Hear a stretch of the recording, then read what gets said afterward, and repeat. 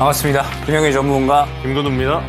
최근 시장 굉장히 또 많이 하락이 나왔다가 반등세를 계속해서 유지를 해주고 있습니다. 그런 가운데 이번 주에 CPI, PPI, 소매 판매 지표까지 굉장히 중요한 경제 지표들이 발표를 앞두고 있는 상황입니다. 이 경제 지표의 또 결과에 따라서 시장에 추가적인 반등이 나오느냐 아니면 또 조정이 나오느냐에 대한 굉장히 또 중요한 분기점에 있는 현재 상태라고 보시면 될 것 같습니다. 거기에 더해서 이란과 이스라엘의 전쟁 이슈까지 현재 있는 상황이기 때문에 더욱더 대응이 중요한 상황이라고 생각을 해주시면 될 것 같아요. 여러분들과 함께 앞으로의 시장에 대해서 어떻게 대응을 해나가야 될지 오늘 야인시대에서 본격적으로 한번 풀어보도록 하겠습니다. 야인시대 시작합니다.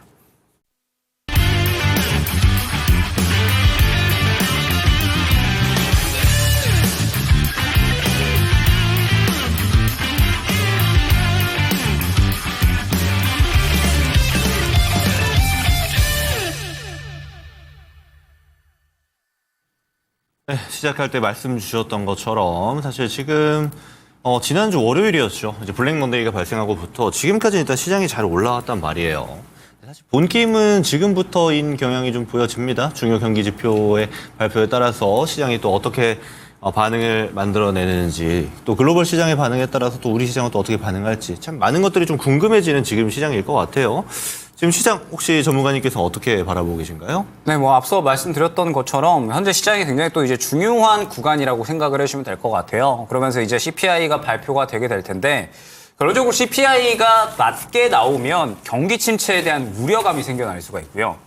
그 다음에 CPI가 또 높게 나오게 된다라고 했을 때에는 현재 상황에서 금리 인하가 좀 느려질 수 있는 것이 아닌가라는 또 이런 우려감들이 생겨날 수가 있습니다. 그렇기 때문에 일단은 CPI 결과가 어떻게 나오는지 그리고 시장이 어떻게 반응을 하는지 이게 굉장히 좀 중요하다라고 생각을 하고 있는데 지금 잠깐 또 이제 차트를 띄워주시면 좋을 것 같아요. 최근에 시장이 굉장히 또 이제 큰 폭으로 급락이 나왔다가 회복을 잘 해줬습니다. 회복을 잘 해줬는데 지금 제가 이제 이 선을 그어놓은 구간이 있죠. 코스닥 기준으로 이제 보시게 되면 약 한 775 정도 구간이 될 겁니다. 이 구간에서 이제 어느 정도 저항 구간이 상당히 좀 강력하게 형성이 되어 있는 것을 확인을 할 수가 있죠. 그러면 이제 이 구간을 추가적으로 강하게 뚫어주기 위해서는 어느 정도 시장의 호재가 필요하다라고 저는 생각을 하고 있습니다. 그리고 아마 이제 이 CPI 결과에 따라서 시장이 또 추가적으로 반등이 나오느냐 아니면 현재 상황에서 약간의 또 박스권을 그리는 조정이 나오느냐 분기점이 나뉘게 될 텐데 결론적으로는 이 CPI 결과 발표에 따라서 우리가 또 진행해야 될 매매의 방향성이 정해질 것이다 생각을 하고 있습니다. 결론적으로 주도주는 지금 시장에서 계속해서 약한 흐름 보여주고 있거든요. 반도체나 2차 전지나 굉장히 약한 흐름을 보여주고 있는데 최근 시장에서 특히 개별주들의 흐름이 상당히 활발하게 나타나고 있습니다. 그렇기 때문에 결론적으로 추가적인 상승이 나오든 아니면은 조정이 나오든 개별주가 좀 더 활발하게 도느냐 아니면 그렇지 않느냐 저는 이 정도 차이로 진행이 될 것이다 라고 생각을 하고 있거든요. 그렇기 때문에 현재 상황에서는 차분하게 이 CPI 결과를 기다리면서 결론적으로 이제 앞으로의 단기 주도주가 또 어디가 될 것이냐. 최근에는 제약바이오가 돌았다가 이번 주 같은 경우에는 또 이 전기차 화재로 인해서 배터리 정보를 또 발표한다거나 혹은 이제 열폭주 관련된 혹은 이제 전고체 배터리 관련된 종목들이 또 상당히 강세를 보이고 있거든요. 그렇기 때문에 계속해서 다가오는 단기 주도주가 어디가 될 것인가 요거를 또 한번 기대해 볼 수 있는 계속해서 또 설레면서 장을 바라볼 수 있는 그러한 시기가 현재가 아닌가 생각이 됩니다. 김근호 연구관께서는 어떻게 평가하시겠어요? 네, 대체적으로 좀 비슷한 국면인 것 같아요. 어떤 거냐면 사실 변곡입니다. 지금은 어떤 방향으로 증시가 단기적으로는 움직여도 전혀 이상하지 않아요. 최근에 이제 가장 화두가 되었던 게 이제 엔캐리 트레이드였습니다. 엔캐리 트레이드가 우리에게 시사했던 바는 우리 증시는 글로벌의 영향력에서 사실 굉장히 약한 모습을 많이 보여준다라는 겁니다. 특히 변동성 측면에 있어서 우리가 잘 알고 있듯이 우리 국내 이슈뿐 아니고 대외 변수에 굉장히 취약하게 노출되었다라는 점도 최근에 더욱더 부각이 되었죠. 다만 중요한 거는 이런 게 있습니다. 그럼 지금 이렇게 안 좋은데 사실 우리가 섹터 단위로 보면은 증시가 쭉 내려갔다 올라왔어요. 근데 다만 내려간 거에 비해서 아직 올라온 게 회복 기간 중이긴 합니다. 어떤 말이냐면 내려간 만큼 다 회복한 게 아니에요. 뭐 코스피 코스닥 양시장 지수단에서는 더욱더 그렇고요. 물론 코스닥이 조금 더 강하긴 했지만 근데 이게 섹터 단위로 보면 좀 많은 차이가 있습니다. 예를 들면 반도체 같은 경우는 최근에 조정을 많이 받기도 했고 그러니까 기존의 낙폭이 먼저 발생했기도 했고 최근 낙폭이 좀 또렷해지니까 사실 반등이 나왔습니다만 그동안 하락폭에 비하면 솔직히 굉장히 좀 미미하죠. 근데 이에 반대로 바이오라든지 뭐 조선, 방산 종목들 같은 경우는 사실 하락하고 그 다음날 거의 하락분을 다 되돌릴 만큼 굉장히 강한 반등세를 보여줬거든요. 그 말인즉슨 지금 강했던 영역에 속해 있는 종목군들 같은 경우는 사실 지금도 계속 강한 모습을 좀 보여주고 있다라고 저는 보고 있습니다. 물론 사이에 섹터 단위에서는 좀 강하지만 사이사이 종목이 좀 낙폭을 좀 만들어준다든지 조정기를 만들어준다든지 하는 변수는 발생합니다. 근데 저는 이런 것들이 조선, 바이오, 방산 이 세 개의 섹터에서는 다 좀 매수로 잡아볼 수 있을 법한 조정이 아닌가라고 저는 지금은 판단하고 있어요. 물론 그 안에서 대형주가 끌고 가야 되고 중소형주가 따라가는 움직임을 보여줘야 되는데 중소형주 같은 경우는 사실 지금도 변동성이 굉장히 큽니다. 특히 방산 같은 경우는 중소형 방산주들은 대체적으로 전쟁 테마에 엮여서 좀 움직이는 경향도 좀 강하기 때문에 어떤 종목을 볼 것인가 그 전에 어떤 섹터를 볼 것인가 지금은 섹터 단위에서 선별성이 굉장히 강한 시장이다라고 저는 좀 느껴집니다. 그래서 저는 일단은 베이스를 잘 깔아야 된다라고 봐요. 기준 자체를 지금 일단 고환율이 유지되고 있습니다. 그리고 수출 데이터는 꾸준히 좋아지고 있어요. 그 말인즉슨 고환율에 수혜보는 업종은 수출주가 되는 거고 그중에 수출 데이터 단에서 좋게 나오는 업종들은 아무래도 증시가 변곡점에 있다라고 하더라도 섹터 단위, 종목 단위로 좀 상승을 이끌어갈 수 있지 않을까. 이런 측면들이 아무래도 지금 시장에서는 중심이 되는 내용이 아닌가라고 저는 좀 판단하고 있거든요.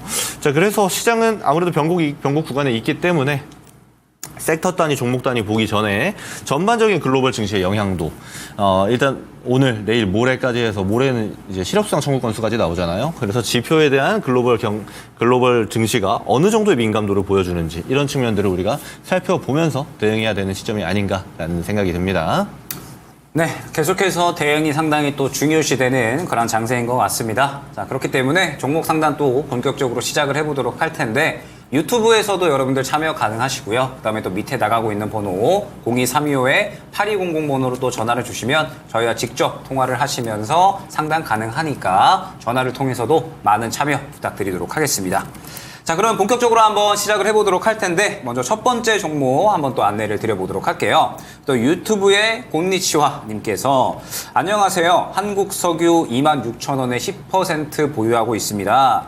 기다리면 탈출 가능할까요? 라고 이제 또 말씀을 주셨습니다.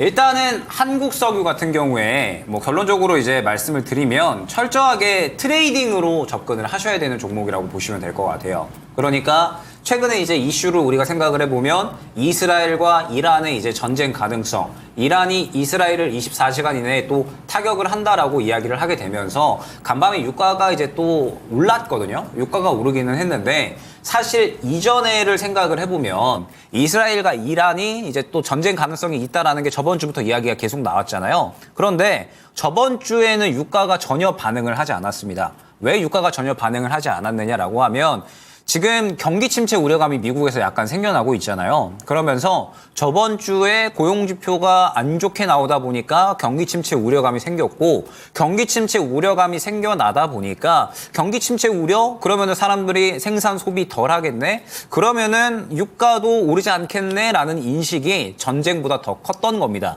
경기 침체 우려감이 더 컸기 때문에 유가가 크게 반응을 하지 않았죠. 물론 이제 간밤에 유가가 어느 정도 이제 또 이 전쟁이 곧 임박했다라는 이야기에 따라서 오르기는 했지만 이제 또 중요한 게 CPI와 PPI가 발표가 됩니다. 그러면서 앞서 말씀드렸듯이 지금 CPI에 대해서 우리가 섣불리 예측하기가 힘든 상황이거든요. CPI가 이번에 낮게 나오면 오히려 경기 침체 우려감으로 해석이 될 수가 있고 CPI가 높게 나오면 금리 인하가 늦어질 수 있다라고도 시장이 현재 해석을 할 수가 있기 때문에 일단 우리가 시장의 방향성을 봐야 됩니다. 시장의 방향성을 보고서 경기 침체 우려감으로 해석이 되네? 그러면 유가가 생각보다 반응이 없을 수도 있고 그 다음에 또 우리가 생각을 해봐야 될 게 이스라엘과 이란이 지금 전쟁 분위기가 계속해서 고조되고 있잖아요. 그런데 이란이 보복 수위를 어떻게 또 가져갈 것인가 그 다음에 이스라엘 같은 경우에도 지금 이 가장 큰 요소는 정치적인 요소라고 평가를 받고 있는 상태거든요. 네타냐후가 지금 정치적인 지위를 확고히 하기 위해서 계속해서 전쟁을 좀 길게 물고 늘어지고 있다라고 이야기를 하고 있는 상태이기 때문에 결론적으로 우리가 이야기를 해보면 이 전쟁이 무언가 확실하게 전면전으로 간다라기보다는 무언가 장기적으로 끌고 가는 그냥 잽 정도만 계속해서 날리는 양상으로 진행이 될 수가 있겠구나라는 부분을 생각을 해야 됩니다. 그렇기 때문에 지금 현재 유가에 대한 부분은 대외적인 변수가 너무 불확실해요. 너무 불확실하기 때문에 한국 석유 같은 이러한 종목들은 결론적으로 완전하게 데이 트레이딩 정도로만 접근을 하시는 게 저는 적절하다라고 생각을 하고 있습니다. 너무 대외적인 변수가 강하기 때문에 정말 나는 트레이딩에 자신 있어. 트레이딩에 정말 자신이 있고 그날 나는 수익 챙길 수 있어 하시는 분들만 접근을 하셔야 된다고 생각을 하고 있거든요. 지금 단가가 26,000원이기 때문에 아마 요 구간에 접근을 하셨던 것 같아요. 그러니까 지금 전쟁 분위기 계속해서 계속해서 이제 또 확산되고 있고, 이란이 이제 막 공격을 하고, 이런 이야기가 계속 나오다 보니까 아마 요 구간에 이제 또 갖고 계셨을 것 같은데, 저는 이번 기회에 정리를 하시는 게 좋다라고 생각을 하고 있습니다. 왜 그러냐라고 하면, 이스라엘과 이란이 지금 이 전쟁 분위기가 고조되고 있잖아요. 그런데 생각보다 이번 이슈에 대해서 시장이 반응을 하지 않으면 다시 한번 고꾸라질 가능성이 있어요. 그렇기 때문에 일단 지금 현재 상태에서 1차 목표가는 25,000원 근처 구간, 그 다음에 손절가는 22,000원 안내 드리겠습니다. 22,000원 구간 이탈을 하게 되면 결론적으로는 이 10,000원 후반대까지 추가적으로 하락을 할 수가 있고, 반등이 나온다라고 하더라도 25,000원 근처 구간에서 1차 저항 구간이 형성이 되어 있기 때문에 이 구간을 또 뚫어주는지 보셔야 될 것 같거든요. 한국석유 같은 경우에는 아니다 싶으면, 이런 이 트레이딩 관련된 종목들은 아니다 싶으면 빠르게 정리가 되셔야 됩니다. 너무나도 대외적인 변수에 의해서 주가가 막 흔들리는 그러한 종목이기 때문에 일단은 대응이 적절하게 이루어지지 않았다라는 점, 그리고 이번이 마지막 또 탈출 기회가 될 수가 있기 때문에 일단 지금 현재 상태에서는 22,000원 이탈 시 정리, 그리고 1차 목표가는 25,000원 근처 구간 안내 드리면서 요거는 어느 정도 좀 손실을 보더라도 정리한다 쪽으로 잡고 가시는 것을 추천드리도록 하겠습니다. 네, 이어서 진행해 보겠습니다. 유튜브에서 질문을 주셨습니다. 신고가 경신님께서 하나오션 27,000원에 20% 보유하고 계신데 다른 조선주 잘 가는데 왜 하나오션만 좀 안 갈까요? 이런 질문을 좀 주셨어요. 일단 수익 중이신 점은 축하드린다라는 말씀 먼저 드리고요. 자, 여러 가지 설명을 제가 드릴 수 있겠습니다만 가장 중요한 것들만 좀 한번 짚어볼게요. 다른 조선주 있죠. 예를 들어 HD 현대 조선 계열이 있고, 그리고 삼성중공업이 있을 겁니다. 근데 왜 여기는 잘 가는데 왜 하나오션만 안 갈까? 조선주에서 가장 중요한 지점, 실적은 베이스가 이제 수주산업입니다. 수주산업이라는 거는 어떤 가격대에 선박들이 속해 있을 때 수주했는가가 굉장히 중요해요. 이제 하나오션이 예전 대우조선해양이죠. 그러니까 어땠냐면 저가 수주. 지금 클락슨 신조선가 지수를 보게 되면은, 신조선가 지수는 보통 새로 선박을 수주할 때 가격대를 형성하는 것을 의미합니다. 지금 역대 최고가가 2008년에 클락슨 신조선가 지수를 기준으로 2008년에 조선업 초호황기 시절에 191포인트까지 갔었거든요. 지금 188포인트예요. 다만 올라오다 보니까 188포인트가 된 겁니다. 근데 우리가 과거에 이제 올라오기 전에 조선 가격 자체가 굉장히 저평가 영역에 있었을 때 아무도 막 산다고 안 할 때가 있었어요. 근데 그때 이제 대우조선해양 시절에 저가 매수를 저가 수주를 굉장히 오랫동안 했습니다. 그 말인즉슨 이미 쌓여있던 저가 물량들을 해소해야지 앞으로 좋은 가격에 받았던 수주 물량을 만들어내고 팔 수가 있는 거예요. 근데 하나오션이 작은 기업은 아닙니다. 이미 저가 수주 돼 있던 것들이 많이 소화가 됐어요. 그래서 올해 1분기에 오랜만에 흑자 전환했죠. 근데 2분기에 1, 2분기 합쳐서 흑자이긴 한데 2분기는 또 적자가 나오게 됐는데, 이런 측면 우리가 보시면 됩니다. 이제는 소화가 다 됐다. 사실 제가 조선주를 여러분들께 처음 강조드린 거는 4월 달부터예요. 그때 HD 현대중공업 10만 원 좀 아래였던가 그런 걸로 제가 기억합니다. 그때 제가 조선 3사에 대해서 다 좋다. 근데 언제부터 이게 폭발하기 시작하냐면 올해 하반기부터다라고 말씀드렸습니다. 이제 지금 하반기가 열심히 가고 있고 2분기 실적이 거의 끝났죠. 근데 여러분들께서 3분기 실적, 4분기 실적이 나오는 구간 되면은 조선주가 제 생각에는 훨씬 더 높은 가격이 형성이 돼 있을 겁니다. 지금 늦게 출발하는 하나오션 같은 경우는 없는 분들은 담아도 되는 가격이라고 저는 판단해요. 지금 종목들 같이 보면요. 대표적인 종목만 좀 보겠습니다. 한국조선해양과 뭐 삼성중공업 정도 같이 볼게요. 자, 보면은 이제 맨 위가 하나오션이고 밑에가 한국조선해양, 밑에가 그 맨 아래에 있는 게 삼성중공업인데 출발 순서 보면요. 먼저 갑니다. 한국조선해양 왜 먼저 갈까요? 네. 저가 수주 다 털어내고 이제부터 좀 실적이 나오기 출발하는 게 1순위가 한국조선해양이라 그렇습니다. 그 다음 순서가 이제 삼성중공업이고요. 이제 마지막이 이제 하나오션이 막내급이 되는 거예요. 저는 비슷한 모멘텀 꾸준히 유지될 거라고 보고 1, 2순위 종목들은 더 갈 가능성 높겠죠. 이미 좋은데 사실 안 좋아질 게 별로 없기 때문에 정해진 수치 자체가 이미 찍혀 있는 것들이 많거든요. 저는 그래서 지금 뭐 굳이 걱정할 거는 단 아무것도 없다라고 봅니다. 제가 보통은 여러분들께 이렇게 상담 드릴 때 가격을 많이 말씀드려요. 한 요 정도 오면 파세요. 요 정도 오면 정리하셔야 될 것 같은데요. 이런 얘기 많이 드리는데 조선주는 제가 기간으로 말씀드립니다. 최소한 올해 연말까지는 보셔야 될 거예요. 물론 그 사이에 증시에 우리가 예측할 수 없는 악재가 막 발생해서 어쩔 수 없이 아깝지만 털어내야 된다. 뭐 이런 경우 발생할 수 있습니다. 근데 그게 아니고서는 종목단에 지금 갖고 있는 모멘텀은 올해 연말까지는 이어질 가능성이 상당히 높다. 그리고 올해 연말에도 딱히 꺾이는 움직임이 없으면 내년 상반기에도 저는 그대로 봐도 된다라는 생각이거든요. 그래서 조선주를 제가 여러 차례 강조를 오랫동안 하고 있었고 그 근거가 되는 거는 숫자 자체가 이미 다 찍혀 있다라는 겁니다. 그러면 이제 앞으로 실적 발표 될 때마다 좋은 얘기가 더 많이 나올 거고 좋은 얘기가 많이 나오고 있는 순간에 끊기는 일이 많이 없을 거예요. 그래서 제가 강조드리는 게 뭐냐면 이 방송 보시는 혹시 조선주 없는 분들 같은 경우는 기자재 사시는 분들이 있어요. 엔진 관련 종목들 또는 조선의 판에 들어가는 뭐 소재라든지 이런 거 하시는 분들이 있는데 거기 볼 바에는 저는 차라리 완성 조선으로 가시는 게 좋다라고 말씀드립니다. 많이 올라가서 못 산다고요? 조정 나올 때 한번 보세요. 볼만한 종목이고 하나오션도 저는 좋은 내용인데 단지 좀 속도가 느릴 뿐이다 라고 말씀드릴 수 있겠습니다. 그리고 수익 중이시잖아요. 조금 기다려 보시면은 조만간 좀 발동이 걸릴 때가 오지 않을까라고 저는 판단합니다. 한번 마음 편하게 기다려봐도 될 종목이다라고 말씀드리고 마무리하도록 하겠습니다. 네, 다음 종목 말씀드려보도록 할게요. 유튜브에 공이은빈님께서 테크윙 65,000원에 10% 추가 매수해도 되는지 매도해도 되는지 어떻게 해야 될까요? 라고 이제 말씀을 주셨습니다. 그래서 이 테크윙 같은 경우에는 제가 오늘 오후에 또 이제 랭킹쇼에서도 한번 진단을 드렸었던 종목이었는데 결론적으로 지금 현재 HBM 쪽에 대해서 시장의 기대감이 어떻게 진행이 되고 있는지를 생각을 하셔야 돼요. 이게 이제 어떠한 이야기냐면 테크윙이 지금 이제 42,000원 정도 구간에 위치해 있잖아요. 42,000원 정도 구간에 위치해 있는데 일전에 저점 구간에서 한 6,000원 정도에서 7만 원까지 굉장히 크게 상승이 나온 종목입니다. 10배 이상의 큰 상승이 나온 종목이고 이렇게 10배 이상의 상승이 나올 수 있었던 가장 큰 원동력은 HBM이라는 키워드였어요.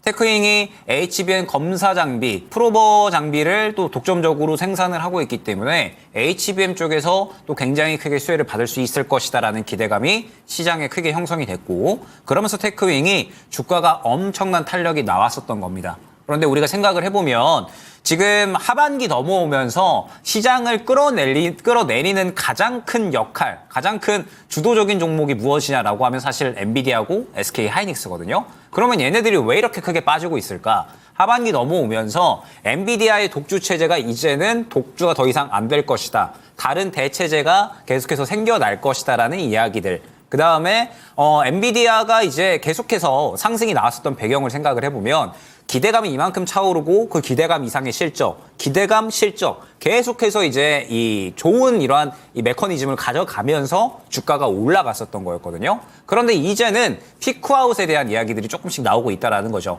AI 버블이다. 그 다음에 HBM 쪽은 계속해서 우리가 수주권들을 따내오고 뭔가 이제 SK 하이닉스가 독주 체제를 가져갔었는데 이제 엔비디아의 독주 체제가 흔들리고 그 다음에 HBM 쪽에서 피크아웃 이야기가 나오다 보니까 주가의 프리미엄이 분명하게 어느 정도는 껴 있었어요. HBM이 워낙에 성장에 대한 기대감이 크니까 SK 하이닉스도 그렇고 테크윙도 그렇고 이 HBM이라는 키워드에 대해서 주가가 어느 정도는 프리미엄이 붙어 있었거든요. 그런데 엔비디아가 빠지기 시작하면서 결론적으로 뭐 SK 하이닉스 같은 경우에도 이제 같이 빠지는 그림이 어느 정도는 나오고 있다 생각을 해주시면 될 것 같습니다. 엔비디아 빠지고 그러면서 SK 하이닉스 빠지고 그러면서 HBM에 대한 기대감도 살짝 줄어들다 보니까 테크인 같은 경우에도 당연하게 차익 실현이 지금 나오고 있는 거예요. 그래서 제가 지금 현재 주가의 흐름을 어느 정도 파악을 해보자면 테크잉은 사실 여전히 좋은 이야기는 많이 나오고 있습니다. 실적 추가 성장 기대감, 계속해서 HBM 장비에 대해서 수주권들을 또 따내올 예정이니까 그에 대한 기대감은 있는데 사실 그 기대감을 이전 이 7만 원 갈 때 충분히 반영을 했고 최근의 흐름은 저는 차익 실현이 나온 물량이 훨씬 더 많이 보이거든요. 그러면 지금 현재 단가에서 추가적으로 상승이 나오기에는 아직까지는 상황을 조금 더 지켜봐야 된다라고 생각을 하고 있습니다. 최근에 이제 바닥을 어느 정도 지켜주려고 시도는 하고 있잖아요. 그런데 이 바닥을 지켜주는 부분은 최근에 시장이 워낙에 많이 빠졌고 많이 빠진 상황에서 어느 정도 지지를 보여주니까 테크윙도 그냥 같이 지지를 보여주는 정도에 불과해요. 아직까지는 주가가 확실하게 바닥을 잡았다라고 보기에는 조금 더 상황을 지켜봐야 될 것 같습니다. 그렇기 때문에 일단 지금 추가 매수에 대한 부분을 말씀을 주셨는데 뭐 아직까지 추가 매수를 하기에는 많이 이르다라고 생각을 하고 있거든요. 확실하게 시장에서 HBM에 대한 기대감이 더 끌어올려져야 되는데 사실 지금 그러한 부분을 기대하기에는 워낙에 이제 이 독주 체제가 무너지는 그러니까 그 기대감이 상당히 많이 죽어 있는 상황이라서 그 이상의 기대감을 끌어올려지기에는 확실하게 눈에 보이는 것이 더 필요하지 않을까라고 저는 생각을 하고 있습니다. 그렇기 때문에 테크잉은 저는 사실 오늘 그 오후에 진단 드릴 때 121선 이탈하면은 최소한 비중 축소는 하셔라 라는 부분은 안내를 드렸거든요. 그래서 마찬가지입니다. 지금 비중 10% 보유하고 계신데 121선 구간 약 한 4만 원 구간 이탈 시에는 저는 최소한 비중 축소는 진행을 해주셔야 되지 않을까라고 생각을 하고 있어요. 워낙에 크게 상승이 나왔고 최근에는 물량이 뱉어내고 있는 상황이고 HBM에 대한 기대감도 지금 많이 죽은 상황이기 때문에 현재 상황에서는 확실하게 이 저점 이탈 시에는 시간이 워낙 오래 걸릴 수 있으니까 최소한 비중 축소는 진행을 해주셔야 되지 않을까. 그리고 만약에 반등이 나온다라고 해도 바로 매수가를 기대하기에는 힘든 상황입니다. 바로 매수가를 기대하기에는 또 5만 원 구간에 단기 매물 구간이 형성이 되어 있기 때문에 1차 목표가는 5만 원 정도 근처 구간 안내를 드리면서 테크윙이 6만 원 정도는 이미 이제 신고가의 신고가를 달성을 한 구간이었다라는 점. 그러면서 보게 되면 지금 6만 원 구간 이탈할 때 물량 굉장히 강력하게 나오는 거 확인 가능했죠. 즉 이때는 정리가 됐어야 된다라는 겁니다. 지금은 조금 이제 대응이 적절하게 이루어지지 않았기 때문에 이 부분이 조금 아쉬운 그런 종목이지 않을까 생각이 됩니다. 그래서 향후에 반등이 나오거나 혹은 약간 저점을 이탈하는 움직임이 나타났을 때에는 내가 조금은 높은 구간에서 진입을 했고 정리를 해야 될 때 적절하게 정리를 하지 못했구나. 홀가분하게 이제 생각을 하고 다음 종목으로 수익 만회한다라는 생각으로 대응을 해주시면 좋을 것 같습니다. 네, 이어서 진행해 보도록 하겠습니다. 유튜브에서 문의 주셨고요. 셀트리온 제약 93,000원에 20% 단기 중기 전략 부탁드립니다. 라고 좀 문의를 주셨습니다. 일단 셀트리온 제약은 제가 실제 추천주로 좀 드리기도 했고 당시에 손절가가 우리가 지난주 월요일 날 블랙먼데이 나오기 전이었어서 손절가 제가 85,000원으로 좀 드렸었는데 사실 그 손절가 지금 밑에 있습니다. 그래서 제가 말씀드린 종목이긴 한데 보통 제가 손절가 이렇게 이탈하면은 이렇게 정리하는 게 좋다라고 보편적으로 이야기를 드려요. 어떤 종목이든 비슷하게. 다만 이 셀트리온 제약은 저는 지금 좀 손실폭이 있는 상태인데 기다리셔도 될 것 같다라고 좀 말씀드리고 싶습니다.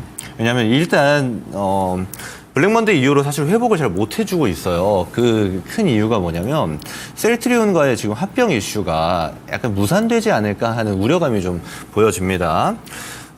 일단 셀트리온 주주들, 셀트리온 제약 주주들에게 투표를 하게끔 했고 의사를 좀 묻는 행위를 경영자들이 진행을 했는데 셀트리온에서 사실 별로 반기지 않죠. 헬스케어, 셀트리온 헬스케어, 셀트리온 제약이 나눠져 있었는데 이 얘기 잠깐만 드리면 셀트리온 헬스케어가 해외 유통 담당했고 국내 유통 셀트리온 제약이 한 거거든요.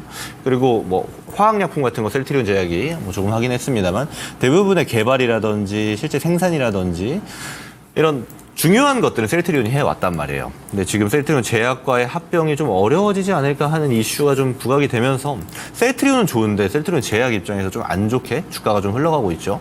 근데 저는 이거는 좀 풀릴 것 같습니다. 16일에 좀 결과 나올 거예요. 그 투표 내용도, 투표 숫자도 주주가 의견을 내는 투표도 이제 16일에 결과가 같이 발표를 할 것 같은데 셀트리온에서 이게 좀 악재 아닌 단기 악재가 좀 해소가 되면은 셀트리온 제약도 주가가 셀트리온처럼 좀 상방으로 이동할 가능성이 상당히 높다라고 저는 판단하고 있는데 일단 셀트리온이 갖고 있는 고유 모멘텀을 좀 볼 필요가 있어요.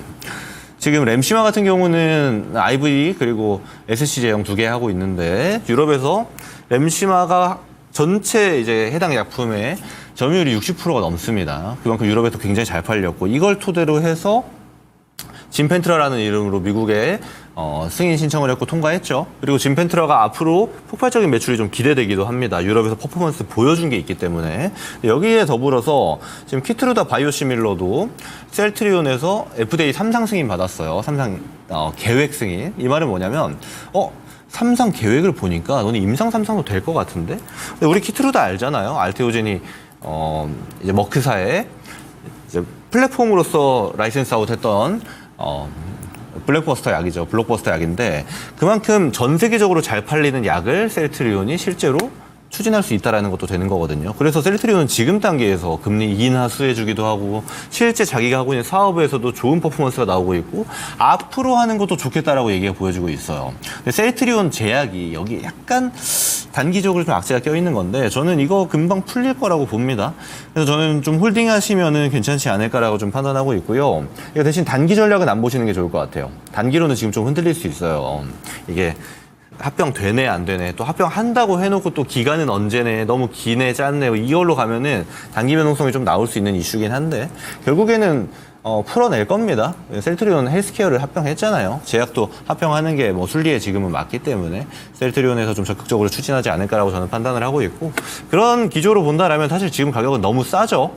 그래서 셀트리온이 너무 빨리 올라가서 담지 못한 분들은 지금 가격대에 셀트리온 제약도 담을 만한 가격이다라고 저는 판단을 하고 있고 이거는 단기 전략 제가 보지 말라고 말씀드렸잖아요.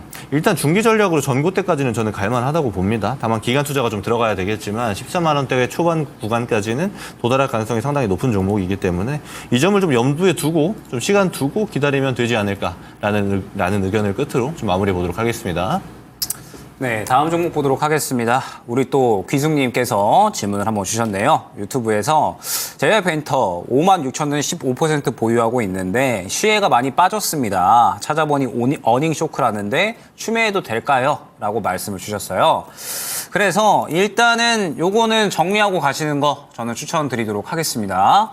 지금 제약벤터가 2분기 실적이 반토막 이상 날 것으로 지금 예측이 되고 있는 상황이죠. 그 외에 다른 뭐 하이브나 뭐 YG, SM 다 마찬가지입니다. 지금 일제히 다 실적이 빠지고 있는 상황이에요. 심지어 YG 같은 경우에는 적자까지도 전환이 됐죠. 그렇기 때문에 지금 엔터주들 같은 경우에는 시장에서 관심도가 완전히 죽어 있다라는 부분을 생각을 해주셔야 되고 제가 특히나 하반기 이번 이제 8월 달부터는 강조를 많이 드리고 있는 부분이 무엇이냐 다가오는 이슈에 대해서 주목받을 수 있는 단기 주도주들에 대해서 우리가 발빠르게 움직여야 된다. 요거를 상당히 많이 강조드리고 있거든요. 그러면 저번 주 같은 경우에는 진단키트가 막 시장을 이끌었다라고 한다면 이번 주 오늘까지는 이제 전기차 배터리 종목 열폭주 이런 종목들이 또 시장에서 상승이 상당히 강력하게 나오고 있습니다. 그리고 시간외에서 또 자율주행 관련된 종목들이 굉장히 또 빠르게 시간외로 또 치고 나가는 모습이 나타났거든요. 즉 지금 현재 시장에서는 성장성에 대해서 주목을 받는 개별주들이 굉장히 빠르게 순환이 나타나고 있는 상황인데 지금 엔터주들은 전체적으로 2분기 들어서 상당히 다 실적이 하락하고 있는 구간이기 때문에 지금은 전혀 볼 필요가 없는 종목이라고 생각을 해주시면 될 것 같아요. 물론 이제 안 좋은 것들을 어느 정도 반영을 하고 실적 개선이 하반기에 어느 정도 될 것이다라는 이야기가 나오고 있기는 하지만 그러면은 실적 개선되면서 어느 정도 시장에서 주목을 받아줄 때 접근을 해주면 되는 거거든요. 지금은 보게 되면 그냥 추세가 계속해서 하락으로 가고 있고 물량도 지금 계속해서 빼버리고 있습니다. 즉 힘이 완전히 빠져 있는 상황이기 때문에 이 종목 같은 경우에는 굳이 우리가 미리 사서 하락을 어느 정도 이제 또 감안하고 들고 갈 필요는 저는 전혀 없다라고 생각을 하고 있어요. 내일 시간으로 하락을 한다라고 하면 아마 다시 한번 바닥을 실험할 거고요. 만약에 또 바닥을 이탈한다라고 하면 추가적인 하락에 대한 부분도 염두를 해야 되기 때문에 일단은 JYP 엔터 같은 경우에는 정리하고 가시는 거 바로 내일 개장하면 정리한 다음에 시장에서 조금 더 주목받을 수 있는 종목으로 교체하시는 거 추천드리도록 하겠습니다. 네, 이어서 진행해 보도록 하겠습니다. 유튜브에서 모르리님께서 두산 에너빌리티 17,500원에 10%입니다. 목표가 진단 부탁드립니다. 라고 말씀을 주셨는데 혹시 그 벌거벗은 종목사 보시는 분인지 잘 모르겠습니다. 벌거벗은 종목사라는 프로그램 통해서 제가 두산 에너빌리티를 거의 분해 작업을 했거든요. 시간 되시면은 보시는 걸 좀 먼저 추천드리고요. 사실 지금 두산 에너빌리티 가격대는 굉장히 억울한 가격입니다. 그렇죠? 지금 이 25,000원 찍었던 게 언제냐면 이거 체코 수주 했을 때예요.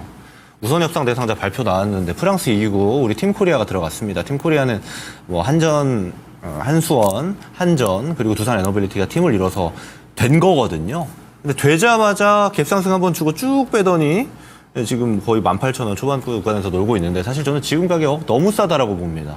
두산 에너빌리티가 갖고 있는 지금 원전에 대한 모멘텀들이 좋은 내용이 되게 많아요. 여러분 두산 제가 원전을 많이 설명을 드렸기 때문에 들으신 분들 많겠지만 이제 국제적으로 원전을 수출할 수 있는 국가 자체가 몇 개 안 됩니다. 잘 생각해 보면요. 러시아, 중국, 미국, 그리고 우리, 프랑스 5개밖에 안 돼요. 근데 원전은 보통 국가 대 국가, 외교가 어느 정도 진전이 돼야지 수출도 할 수 있는 구간, 그런 어떤 섹터이기 때문에 뭐가 중요하냐면 러시아랑 중국 거를 지금 이제 미중 대립 속에서 러시아, 중국 원전을 쓸 만한 선진국들이 있을까요? 사실 없습니다. 그래서 사실상 3파전이에요. 우리, 미국, 프랑스 3파전인데 지금 그 사이에서는 우리가 납품하고 있는 원전이 다른 프랑스나 미국에 비해서 가격이 반도 안 됩니다. 품질은 더 좋다는 평가가 많아요. 그래서 이제 올해 초부터 해서 선진국들이 원전에 대해서 굉장히 긍정적인 코멘트를 많이 달고 있죠. 그래서 원전 짓겠다라는 계획을 발표한 국가도 많습니다. 내년을 기준으로 본다라면은 뭐 네덜란드, 뭐 UAEM도 있고요. 뭐 영국, 루마니아, 뭐 폴란드 계속 쭉쭉쭉쭉쭉 모멘텀이 남아 있거든요. 그럼 이랬을 때 우리가 한두 개만 수주를 더하면은 두산 에너빌리티 입장에서는 향후 거의 7, 8년은 먹고 살 걱정을 안 해요.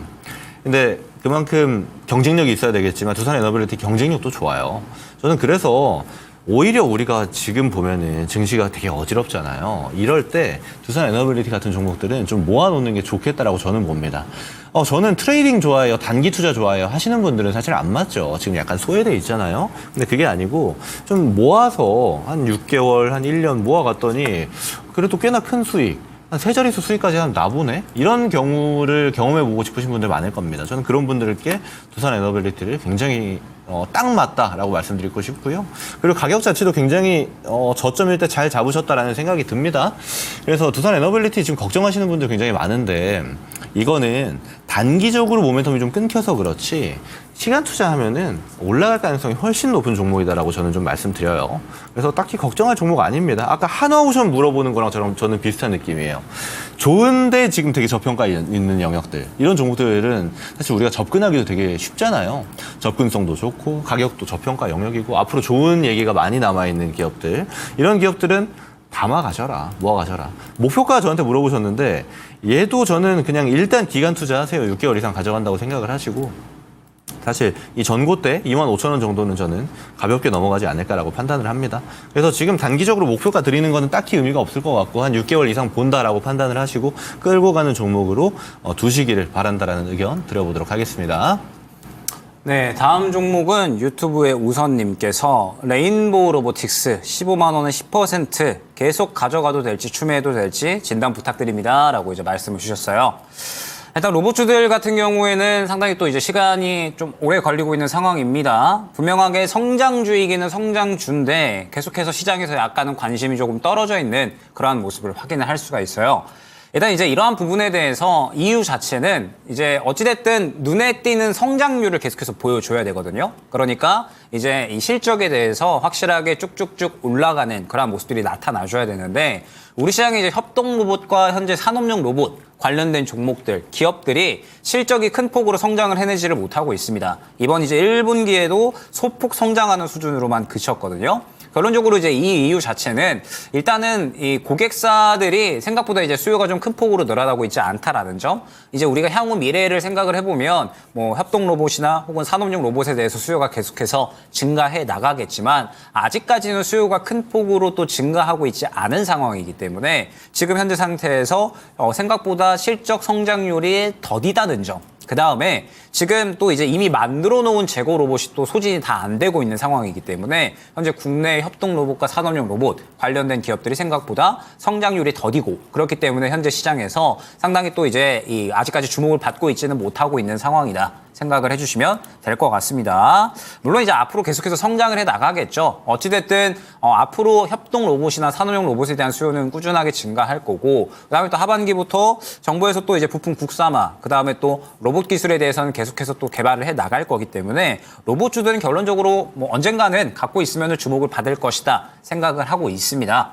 그런데 일단 레인보우 로보틱스에 대해서 추가 매수에 대한 의견을 주셨는데 일단 지금은 추가 매수를 할 만한 타이밍은 아닙니다. 그러니까 지금 현재 시장은 철저하게 주목받는 종목들만 순환이 나오고 있고 아마 계속해서 그렇게 주목받는 종목들만이 순환이 나올 거예요. 그러면은 로봇주들 같은 경우에는 순환이 나오는 타이밍을 조금은 기다려야 되는 그런 이제 또 타이밍이라고 생각을 해주시면 될 것 같은데 아직까지 크게 주목을 받을 만한 이슈가 없잖아요. 지금은 실적이 크게 떠오를 수 없기 때문에 이제 정부에서 주도하는 뭐 부품 국산화라든지 혹은 뭐 로봇 기술 개발에 대한 이슈들 이런 것들이 나오게 되면 시장에서 단기적으로 주목을 받고서 수급이 들어갈 수가 있습니다. 다만 아직까지는 시장에서 관심도가 저는 상당히 좀 떨어져 있는 상황이다라고 보고 있거든요. 지금 보게 되면 레인보우 로보틱스가 오늘 살짝의 반등이 나왔는데 윗꼬리를 그렸잖아요. 오늘 수급을 보게 되면은 굉장히 또 이제 적은 물량이 들어왔다라는 것을 확인을 할 수가 있고 레인보우 로보틱스 같은 경우에 14만 원 구간부터 매물 구간이 상당히 두텁다라는 부분을 확인을 할 수가 있습니다.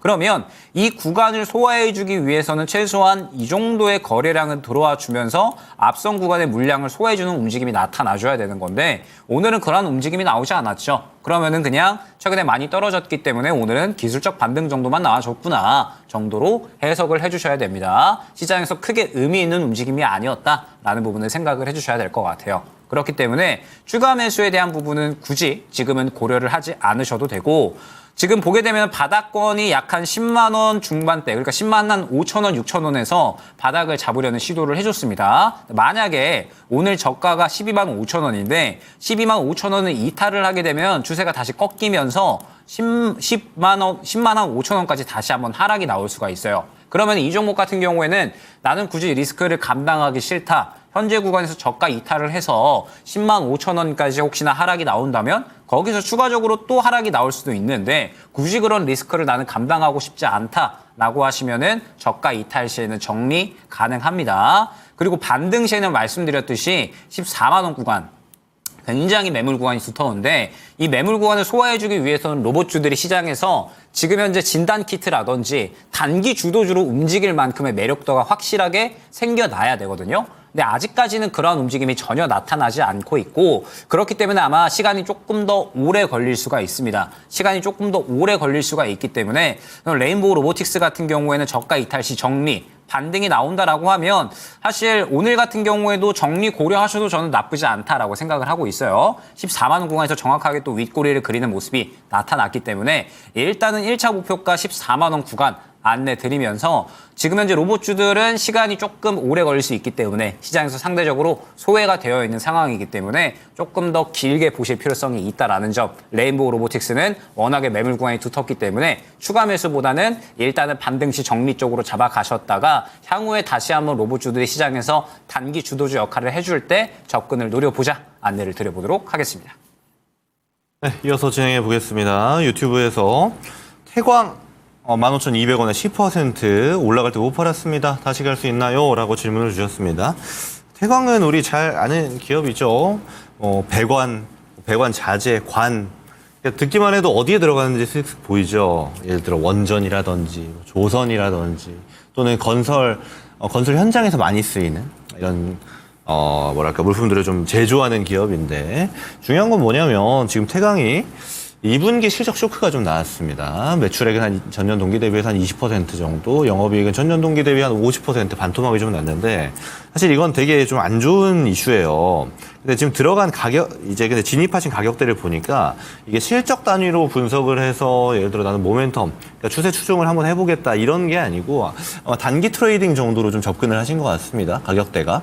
근데 이게 올라갔는데 좀 더 갈 것 같아서 좀 못 팔고 이런 경우이신 것 같아요. 근데 충분히 그럴 수 있다라고 좀 말씀을 드릴 수 있을 것 같고 일단 쇼크가 나왔기 때문에 단기 차익이 좀 나옵니다. 이건 어쩔 수가 없어요. 근데 그렇다 한들 태광이 뭐 적자나는 기업이라거나 망하는 기업 절대 아니고요. 저는 이 단기 포인트 좀 더 밑에까지 열어두고 대응하시는 게 좋을 것 같아요. 근데 다만 이게 태광이 막 엄청 좋은 종목은 아니죠. 시총 한 3,800억 정도 되는 이제 소형주인데 이렇게 소형주들이 움직일 때는 이런 걸 좀 조심하셔야 돼요. 뭐냐면 산업 전반적인 업황이 턴어라운드 되니까 좋다 하면서 대형주들이 막 올라갑니다. 그럼 따라서 가는 이제 이렇게 태광 같은 종목들이 중소형주들이 따라가요. 근데 그때에는 올라갔으면 한번 팔아야 돼요. 이런 중소형주는 무조건입니다.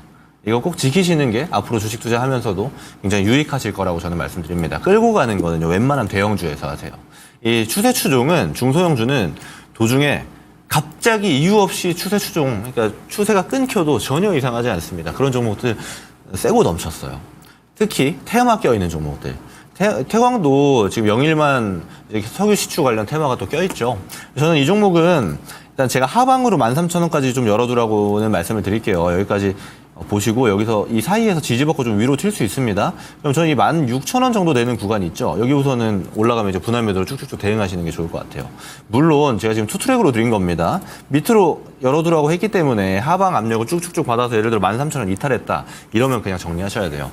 다만 이게 얘는 추가 매수 안 하시는 게 좋습니다. 어떤 안정성이 있다라거나 또는 우리가 이런 게 있어요. 주식 투자는 100% 내가 산 다음 무조건 위로 올라가면 얼마나 좋습니까? 그럴 수 없습니다. 내가 산 다음 내려가기도 해요. 그러면 내려갔을 때 내가 이 종목을 기다려도 되는가가 굉장히 중요한 영역인데 태광은 저는 기다릴 만한 그만한 가치가 있는 기업이다라고 판단하지는 않습니다. 그래서 추가 매수하면서 기다리지는 마시고 지금 비중 10%면 적절하게 들어가셨거든요. 들어가 볼 만한 자리에 내려갈 때 13,000원 정도 이탈하면은 그냥 깔끔하게 던지시고 만약 반등 준다라면은 이 16,000원부터는 조금씩 덜자 이렇게 말씀을 드리고요. 태광을 이제 매수하신 이유가 있을 겁니다. 어떤 산업에 대해서 긍정적인 뷰가 있을 거예요.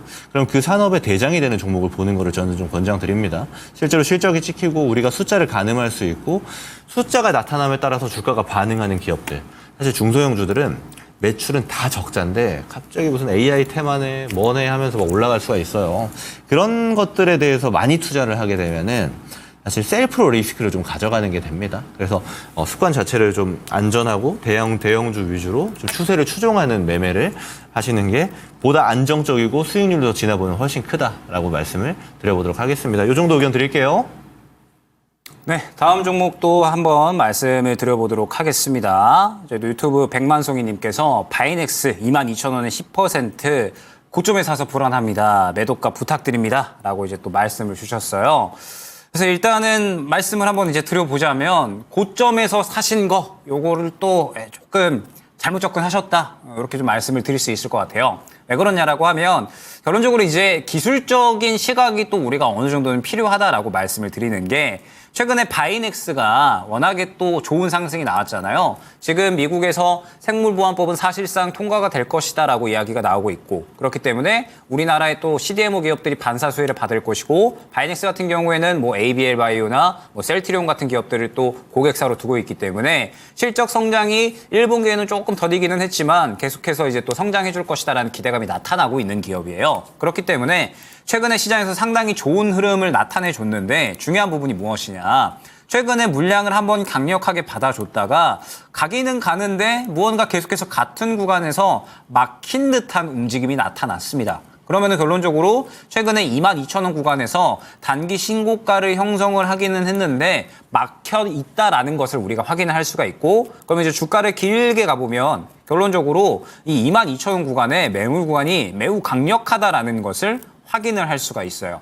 그러면 바이넥스 같은 경우에는 최근에 결론적으로 시장에서 주목을 받았었던 게 이 생물보안법에 대한 수혜 그러면서 앞으로의 실적 성장이 기대가 된다라는 부분이었잖아요. 그러면 여기에서 생물보안법에 대해서 무언가 시장에서 더 크게 주목을 해주거나 아니면은 뭐 제약바이오가 더 시장에 이 크게 좀 주목도를 이끌어주거나 이런 움직임이 나타나주면서 바이넥스가 수급을 더 강력하게 받아줬어야 됐습니다. 최근의 흐름을 보게 되면 수급을 더 강력하게 받아줬다라기보다는 무언가 계속해서 고점 구간에 막혀서 차익 실현이 나오고 있다라는 부분은 우리가 해석을 할 수가 있는 거거든요. 그럼 22,000원에 접근을 하셨다라고 하는 건 더 이상 가지 못하고 막혀있는 구간에서 차익 실현이 생겨나고 있는데 이 구간에서 접근을 해버렸다라는 뜻이 되는 겁니다. 그렇기 때문에 일단은 너무 고가에서 접근을 하셨고 22,000원 구간이면 또 요거를 생각을 해주셔야 되는 게 저가에서 사신 분들, 10,000원 초중반대에서 사신 분들은 지금 계속해서 크게 수익을 보고 있는 구간이에요. 그럼 사실 이 단가에서 추세 이탈을 해버리면은 저가에서 산 사람들은 또 정리를 해버리면 그만이 난가거든요. 그렇기 때문에 항상 단기 신고가에 형성이 되어 있을 때에는 반드시 접근을 조심해 주셔야 된다라는 점 말씀을 드리면서 일단은 19,900원 구간 이탈 시 정리 1차 목표가는 22,000원 안내 드리겠습니다. 말씀드렸듯이 지금 현재 구간에서 계속해서 이 같은 구간에 막혀 있으면서 차익 실현이 조금씩 나타나고 있기 때문에 반등 시에 22,000원 근처 구간을 못 뚫어준다라고 하면은 저항대가 너무나도 강력하구나. 로 해석을 하고 22,000원 구간에서는 정리가 되어야 됩니다. 물론 뚫어주면 조금 더 수익을 노릴 수 있겠지만 뚫어주지 못한다라고 하면 정리가 되어야 되고요. 만약에 19,900원 구간을 이탈을 한다라고 하면 결론적으로 추세를 완전히 깨버리는 흐름이 나타날 수가 있기 때문에 또 길게 가져가셔야 될 수가 있습니다. 그렇기 때문에 바이넥스 같은 경우에는 19,900원 구간 이탈 시에는 정리 안내 드리도록 하겠습니다. 네, 오늘도 아인시대가 참 시간이 빨리 간다는 생각이 또 듭니다. 또 많은 분들이 신청을 주셨는데 또 오늘 저희가 진단드리지 못한 종목들 같은 경우는 다음 주 화요일에 또 말씀을 주시면 꼭 챙겨드리려고 최선을 다하도록 하겠습니다. 자, 지금부터는 저희 준비한 히든카드 한번 알아보도록 하겠습니다.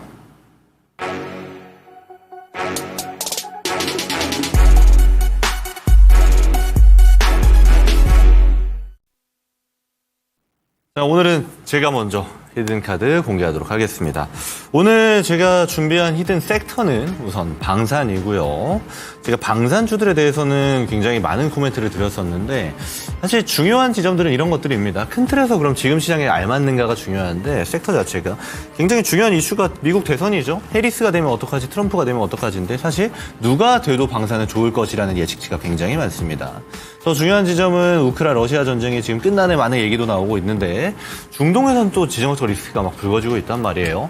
그 와중에 방산주들이 특히 수출단에 있는 종목들 같은 경우는 지정학적 리스크에 대한 수혜주로도 글로벌에서 꼽히고 있습니다. 그리고 K방산 같은 경우 최근에 이런 얘기가 많습니다. 가성비 최고다. 그러니까 다른 선진국들의 무기들에 비해서 굉장히 좀 저렴한데 성능은 너무 좋았단 말이에요.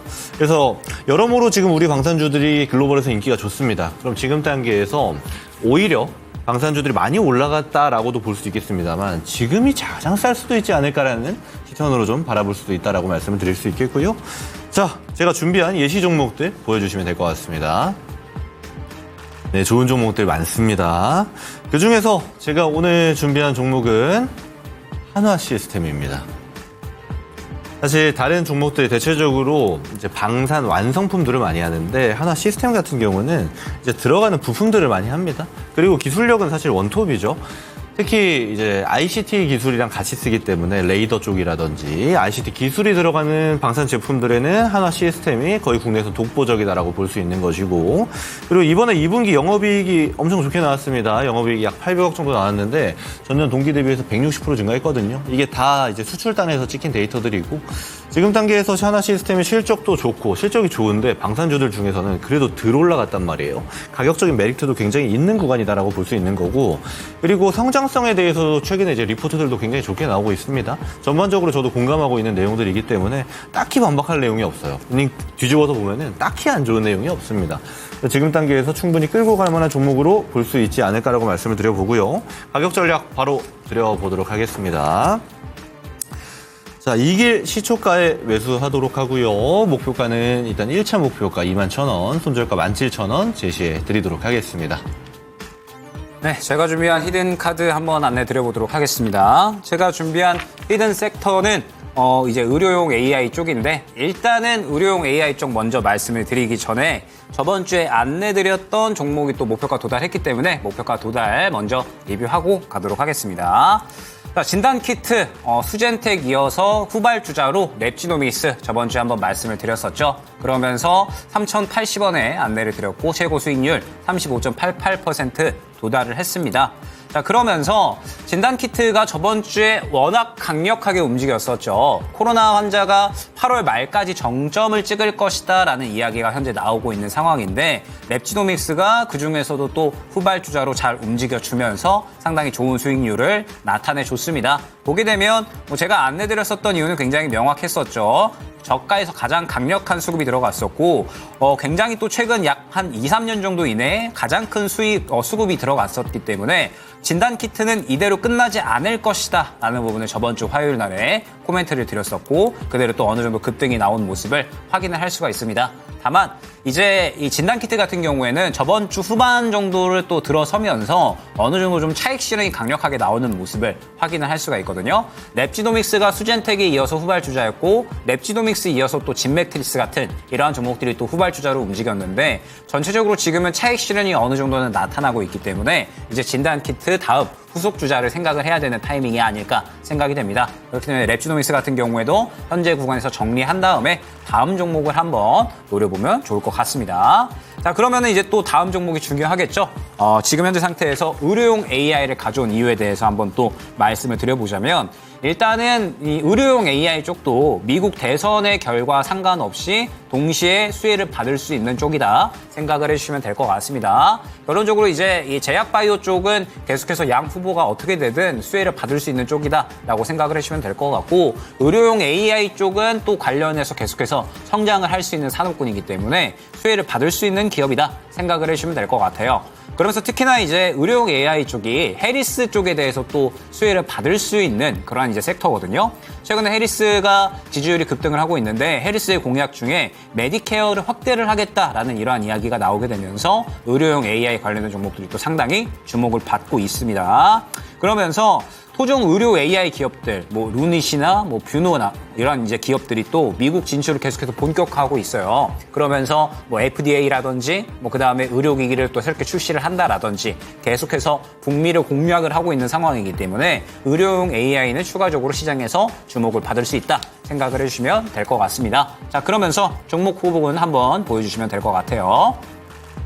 자, 종목 후보군 보게 되면 최근에 루닛이나 뷰노 상당히 탄력이 좋았었죠. 그다음에 셀바스 AI, JLK, 셀바스 헬스케어, 딥노이드 이러한 종목들이 있는데 오늘 가져온 종목은 셀바스 AI라고 보시면 될 것 같습니다.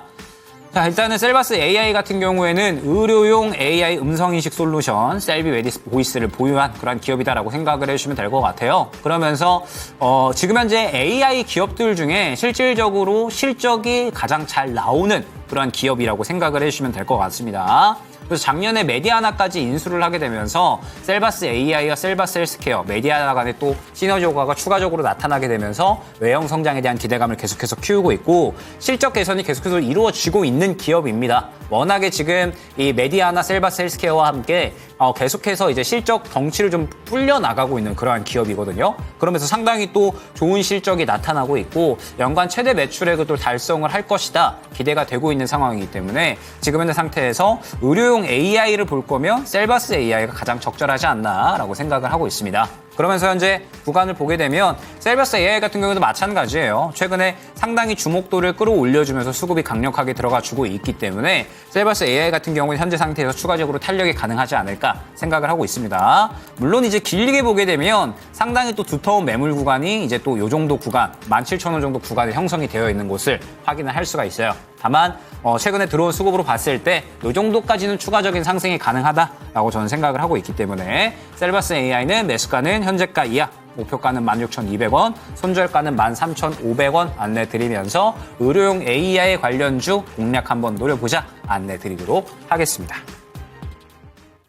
네, 오늘 시간 굉장히 또 빠르게 지나갔습니다. 그리고 이제 오늘이 지나가면 굉장히 또 중요한 여러 가지 경제 지표들이 연속적으로 발표가 되게 됩니다. 이 경제 지표 발표에 따라서 시장이 어떻게 반응하느냐가 또 결론적으로는 남은 8월에 우리의 또 수익을 결정지어주지 않을까 생각을 하고 있습니다. 다만 이제 강조드릴 건 시장이 또 상당히 종목 순환이 빠른 그러한 시점이기 때문에 여러분들이 조금 더 적절하게 대응을 하는 것이 굉장히 중요한 시점이다라는 부분을 또 강조를 드리면서 그러한 대응에 대한 부분은 저희가 또 계속해서 도움을 드릴 수 있도록 할 테니까 다음 주에 더 좋은 전략으로 여러분들께 인사를 드려보도록 하겠습니다. 오늘 하루도 수고 많으셨고요. 남은 한 주 성투하시기 바라겠습니다. 감사합니다. 고맙습니다.